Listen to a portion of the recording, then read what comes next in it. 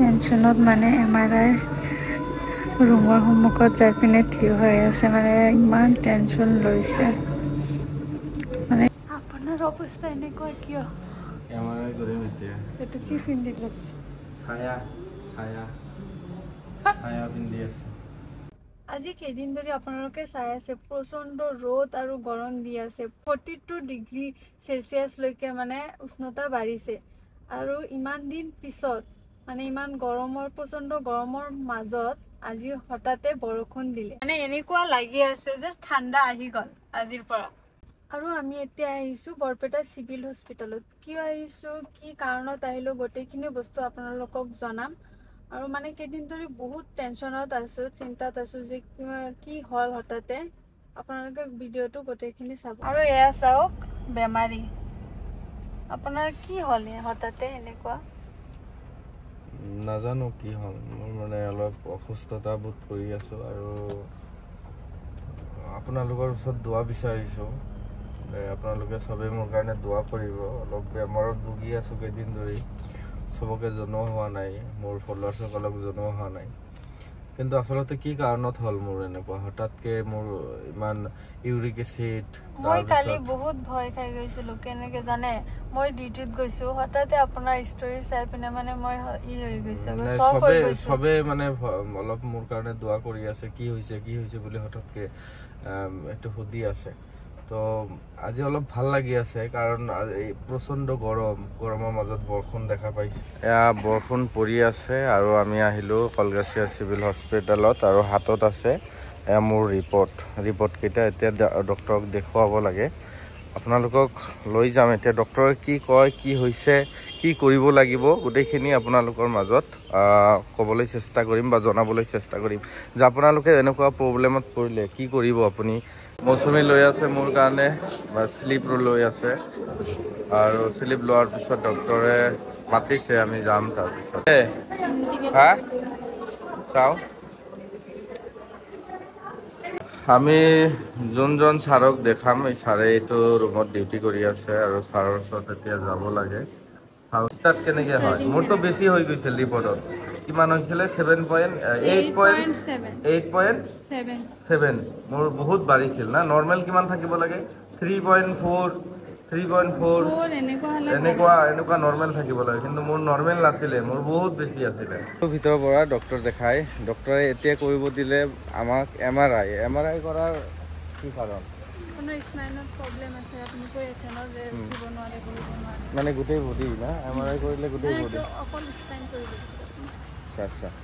ফোনত আচলতে বেমাৰটো আৰম্ভ হয়, কেনেকৈ আৰম্ভ হয় গোটেইখিনি ক'লোঁ। কিন্তু যদি আপোনালোকে এই প্ৰব্লেমত ভুগি আছে, তেনেহ'লে মেডিচিন নাখায় আপুনি ডাইৰেক্টলি আপুনি ডক্টৰৰ কনচাল্ট কৰক। আপুনি বিষৰ মেডিচিন, তাৰপিছত আপুনি ধৰক কিবাকিবি খাব, আপোনাৰ কিডনী নষ্ট হৈ যাব, বহুত কিবাকিবি হ'ব, মোক কৈছে।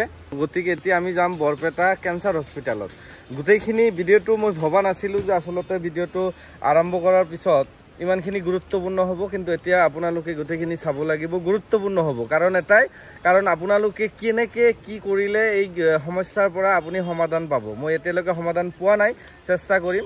তো বেছি দেৰি নকৰি, বৰষুণ পৰি আছে, এইটো ভাল এটা কথা যে বৰষুণ পৰি আছে। তো বৰষুণ নাহে ন? MRI কৰিব লাগে। এতিয়া যাব লাগিব কেঞ্চাৰ হস্পিটেল বৰপেটাত। আহি পাইছোঁ বৰপেটা মেডিকেল কলেজলৈ, কেঞ্চাৰ হস্পিটেল। কিন্তু এটা দুৰ্ভাগ্যজনক কথা কি জানে, যে আপুনি ইয়াতে আহি পাৰ্কিং নাপায়। ঠিক আছে, এনেকৈ পাৰ্কিং কৰি থৈ দিছে ৰাস্তাত, আৰু আমাৰ গাড়ী ৰাখিলোঁ তাতে। তো এতিয়া যাওঁ, কি হয় নহয় গোটেইখিনি জনাই যাম আপোনালোকক যে আচলতে MRIটো আজি হ'বনে নাই, আৰু MRIটো কৰাৰ কিমান প্ৰয়োজন, এই কথাটোৱে মই আজি আপোনালোকক জনাম। যে বেমাৰ এটা ধৰাৰ কাৰণে পৰীক্ষা কৰাটো বাধ্যতামূলক, আৰু তাৰপিছতহে আপুনি মেডিচিন খাব। তো এয়া হৈছে মেডিকেল কলেজ, এইখিনি কলেজ আৰু কেঞ্চাৰ হস্পিটেল আগত মই দেখুৱাই আছোঁ আপোনালোকক যে কিমান ভিৰ আৰু ছিষ্টেমটো কেনেকৈ আপুনি কৰিব পাৰে। এয়া হৈছে Barpeta cancer hospital, Assam cancer care foundation. তো বহুত ডাঙৰ হয়, আৰু ইয়াতে এতিয়া মুম্বাই, দিল্লী, বেলেগ ছাইডত যোৱাৰ কোনো, আৰু আগফালে আছে আপোনাৰ মেডিকেল, আৰু এইফালে আছে আজি আমাৰ ভাগ্য ভাল মানে কি হয় এতিয়া য'ত আছোঁ আমি কেঞ্চাৰ হস্পিটেলত আছোঁ ইয়াতে সব ডিপাৰ্টমেণ্ট আছে কিন্তু আমাক কৰিব দিলে কি পে'মেণ্ট কৰিব দিলে আমাৰ আজি সোনকালে হয় কিন্তু এনেই আমাৰ কি হয় 1 মাহ 2 মাহ এপাৰ্টমেণ্ট ল'ব লাগে কিন্তু আজি আমাৰ এপাৰ্টমেণ্ট ল'ব নালাগে আপুনি কেনেকৈ কৰিব এই কথাটো আমি জনাই আছোঁ আপোনালোকক ফুল ডিটেইলছত জনাই আছোঁ আপোনালোকে তাৰমানে কি হ'ল আজি আমাৰ আচলতে ভাগ্য ভাল আমি পাই গ'লোঁ ফাৰ্ষ্ট এপাৰ্টমেণ্টত পাই গ'লোঁ অলপ পাই গ'লোঁ আৰু এতিয়া গৈ আছোঁ আমাৰ MRI কৰাৰ কাৰণে কিমান টকা দিলোঁ মই 2730 টকা পে'মেণ্ট কৰিলোঁ কিন্তু এইটো বাহিৰত কৰিবলৈ গ'লে বহুত পইচা দৰকাৰ আৰু ইয়াতে ইমান ডিচিপ্লিন মই বাহিৰত গৈ গোটেইখিনি কৈ আছোঁ যে আচলতে কিমান সুন্দৰকৈ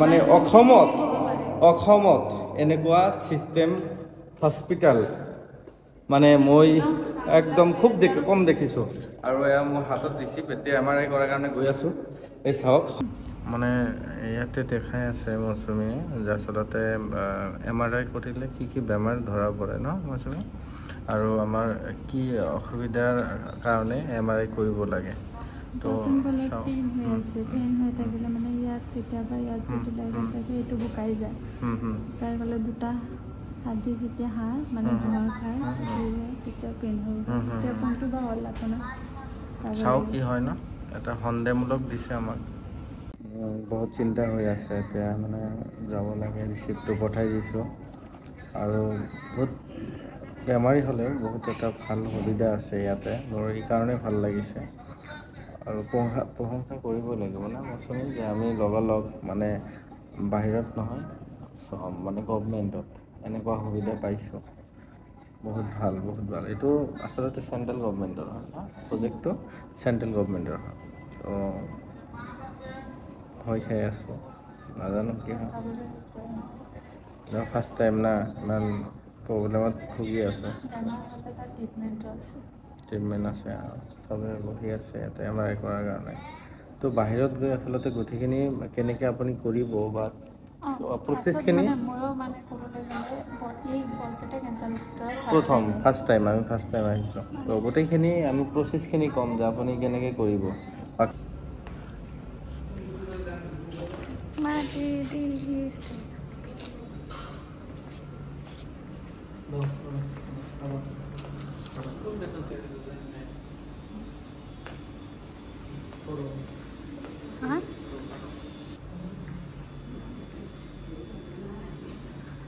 আপোনাৰ অৱস্থা এনেকুৱা কিয় MRI কৰিম এতিয়া এইটো কি পিন্ধি লৈছে ছায়া পিন্ধি আছে ছায়া চাওক এইটো ছায়া চিন্তা নাজানো না পুৰা পেচেণ্ট লাগিছে না টেনশ্যনত মানে MRI ৰুমৰ সন্মুখত যাই পিনে থিয় হৈ আছে মানে ইমান টেনশ্যন লৈছে মানে মানে মোৰ নিষ্ঠাৰে বেমাৰ চাই বহুত ভয় পায় আৰু আপোনালোকে চাউণ্ড ইমান কিয় টেনশ্যন লৈছে টেনশ্যনে অলপ কি ধৰা পৰে এতিয়া কি হয় নহয় গোটেইখিনি কি ক'ম আৰু বেয়াও লাগি আছে এক প্ৰকাৰে ভালো লাগি আছে যে সোনকালে কামটো হ'ল বহুতে 1 মাহ 1.5 মাহ 15 দিন মানে এপাৰ্টমেণ্ট লৈ তাৰপিছত কাম কৰিব লাগে কিন্তু আমি আজি আহিছোঁ আৰু আজি ইমাৰ্জেঞ্চি হৈ গৈছে ন বস্তুখিনি ইমাৰ্জেঞ্চি দিছে থেংক ইউ যদি এই ভিডিঅ'টো যদি এই বৰপেটা কেঞ্চাৰ হস্পিটেলৰ কোনো কৰ্তৃপক্ষই যদি গম পাইছে আপোনালোকক ধন্যবাদ দিয়ে আৰু আপোনালোকে এনেকৈ মানুহক সহায় কৰি যাব তেনেকৈ কষ্ট কৰি আছে আপোনালোকে যদি আপোনালোকৰ কাম হয় দৰমহা লৈছে কিন্তু বহুত ডিচিপ্লিন হয় ভাল লাগিছে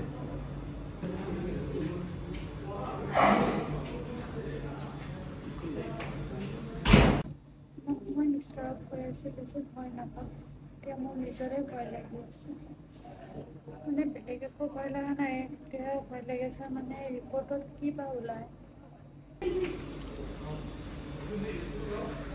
কি হ'ব বহুত চাউণ্ড মই ভয় খাই গৈছিলোঁ বহুত সময় লাগিলে কৈ আছোঁ পিছত ওলাই আহিলোঁ হস্পিটেলৰ পৰা এক্সপিৰিয়েঞ্চ কওক কেনেকুৱা এক্সপিৰিয়েঞ্চ মানে কি আচলতে বহুত ভয়ংকৰ এক্সপিৰিয়েঞ্চ অভিজ্ঞতা নাছিলে কিন্তু প্ৰথমবাৰ মোৰ MRI কৰা কিন্তু এনেহেন লাগিছে যে বহুত ডাঙৰ বেমাৰী মই সৰু বস্তু কিন্তু ডাঙৰ বেমাৰী এতিয়া কথা হ'ল আপোনালোকে যদি তেনেকুৱা বেমাৰত ভুগি আছে আপোনাৰ বেক পেইন হৈ আছে ৰাজহাড়ৰ যেটো পেইন হেতু হৈ আছে তেনেহলে ওচৰৰ যিকোনো চিকিৎসক বা ডক্টৰৰ লগত কনসাল্ট কৰক পৰামৰ্শ কৰি যি ধৰে আপোনাক পৰামৰ্শ দিয়ে যদি MRI কৰিব দিয়ে তেনেহলে MRI কৰিব আহক বৰপেটা জিলাত মই জনামতে প্ৰাইভেট এখন আছে আৰু আমাৰ ক্যান্সাৰ হস্পিটেলত MRI কৰা মেচিন আছে তো মেচিনৰ অভিজ্ঞতা ভিতৰত অভিজ্ঞতা মই কবলৈ নাযাও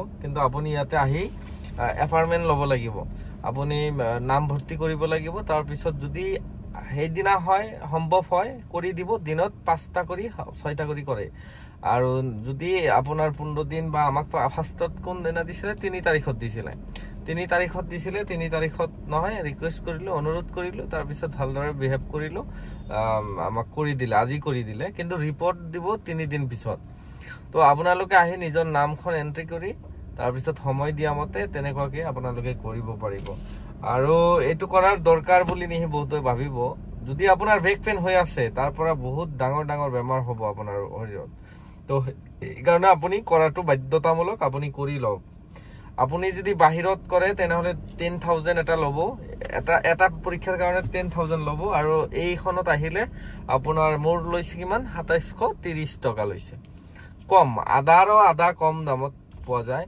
আৰু ফুল বডি চেকআপ বুলি মই হুদিলো এতে নহয় স্টাফ কম আছে তাৰ কাৰণে নহয় ফুল বডি যদি হয় তেনেহলে 10000 আৰু ইয়াৰ স্টাফৰ ব্যৱহাৰ যথেষ্ট ভাল আৰু দি টাটা কোম্পানীয়ে এটো ইনভেস্ট কৰিছে তাৰ কাৰণে বহুত মানে হৃদয় থকা বা ইনভেস্ট হৈছে বহুত পইচা মই জনামতে আৰু আপোনালোকে আহিব দিয়ক মই এইখিনি এক্সপেৰিয়েন্স আপোনালোকৰ লগত শেয়াৰ কৰিলো ৰাতিপুৱা আহিলে ভাল আপুনি 10টাত আহিলে ইয়াতে অলপ সোনকালে হ'ব পাই যাব এপইন্টমেন্টখন পাই যাব আৰু কি কম মৌসুমী ভয় খাইছিলে মই যোৱাৰ পিছত কিবা এটা সাউন্ড ইমাৰ্জেন্সি কৰাৰ কাৰণে ভয় খাইছিলে গুটেখিনি তো দেখুৱাই দিছো আপোনালোকক ভিডিঅত তো আপোনালোকে পাৰিলে আহিব মই ভয় খাইছিলে কেতিয়া জানে মানে সাৰ সোনকালে হুমাই গল ন ভিতৰত সোনকালে নহয় মানে বিয়াৰ আগত তো স্টাফ নাৰ্স এজনে গৈছিল তাৰ পিছত মই ভাবিলো সাৰ